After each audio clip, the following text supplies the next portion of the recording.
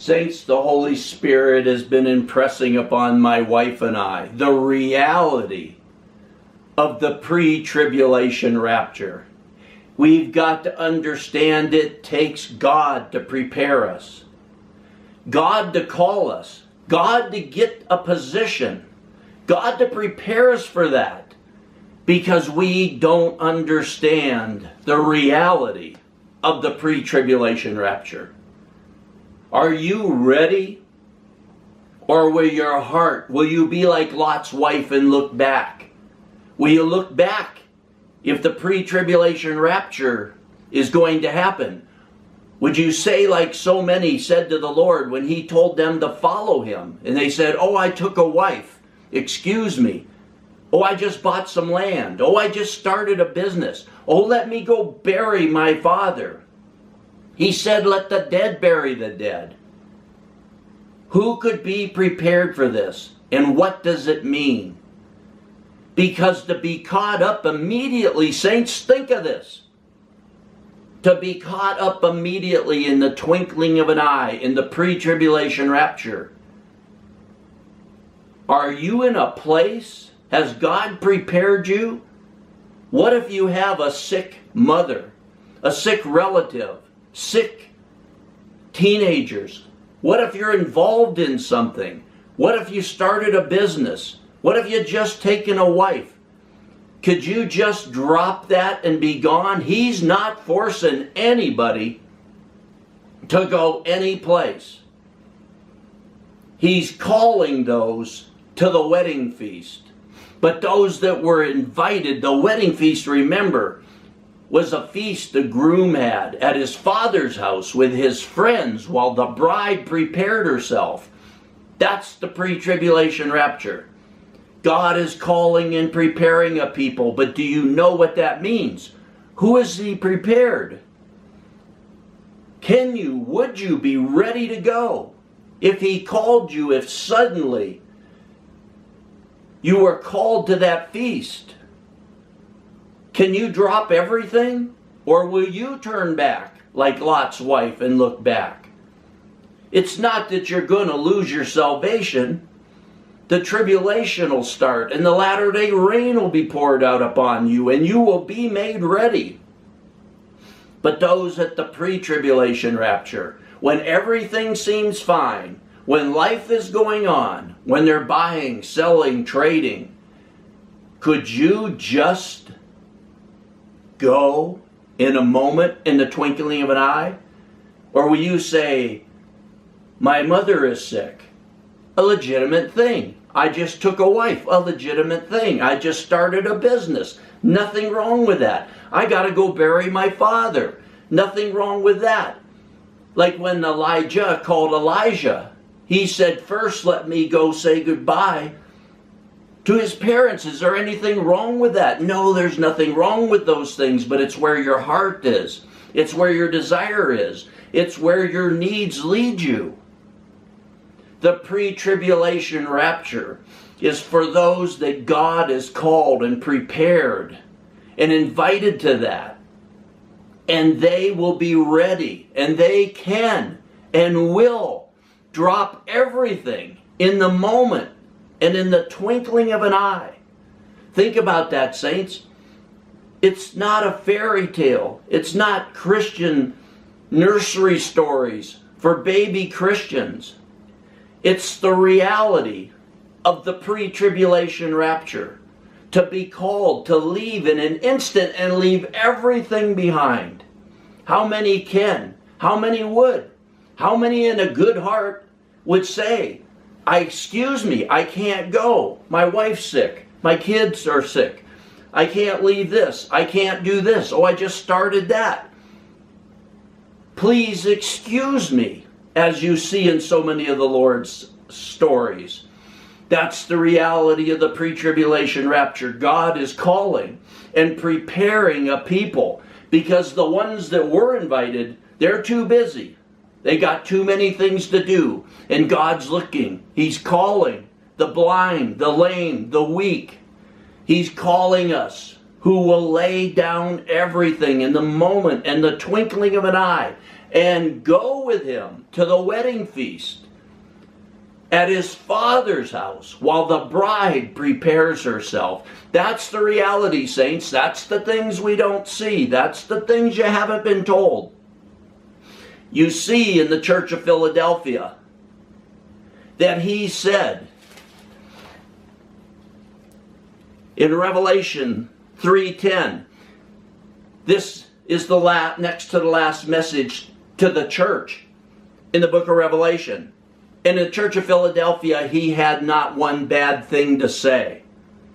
And he told them in Revelation 3:10, because you have kept the word of my perseverance, because you have kept the word of my perseverance, you've persevered, I also will keep you from the hour of testing. This isn't just saying everybody and anything that ever said yes.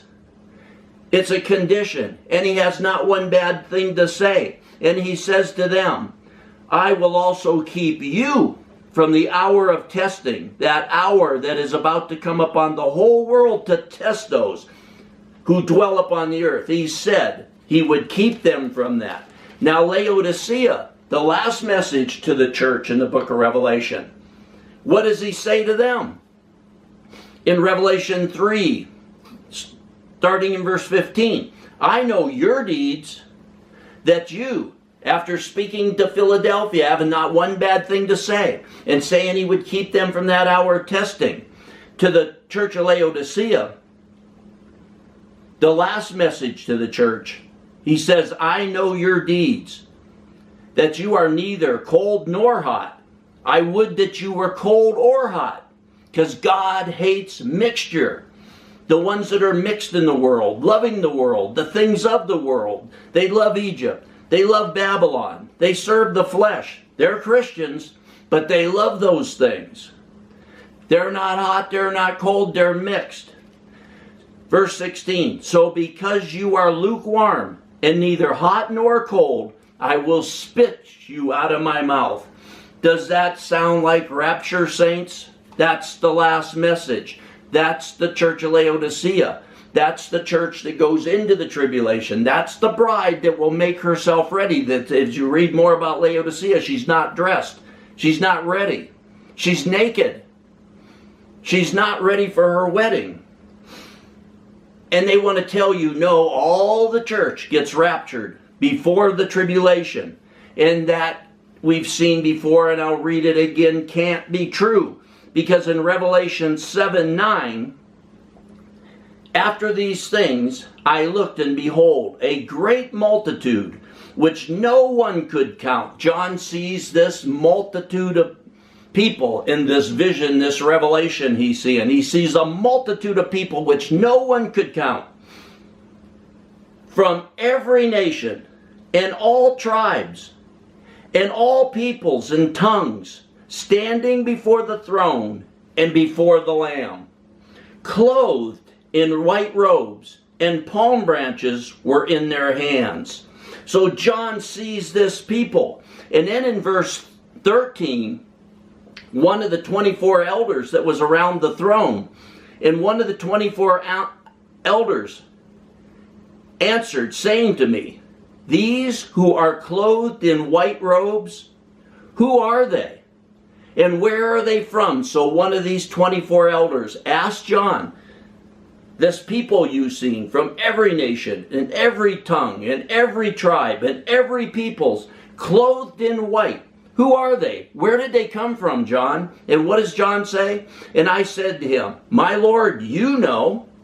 And he said to me, these are the ones who come out of the great tribulation, and they have washed their robes and made them white in the blood of the Lamb. So you see this people from every tongue and tribe and nation and people upon earth standing there before the throne.